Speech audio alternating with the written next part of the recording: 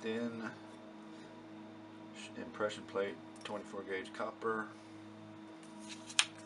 1/16 inch underlayment foam from Home Depot. I also use thin cardboard, vinyl sheet, craft foam.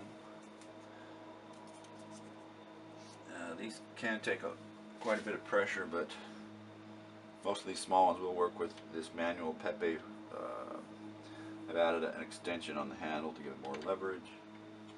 Probably not kosher, but I haven't ruined it yet. Ow.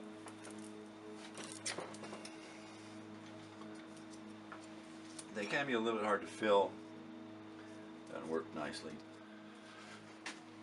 This little contraption is easy to make. It's just a U-bolt screwed to a tabletop. Helps you open the die up so that you have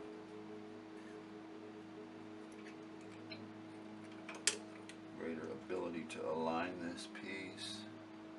I do a lot of them freehand, but some of them, since the cut is so close to the impression, you really want to get them as close as you can.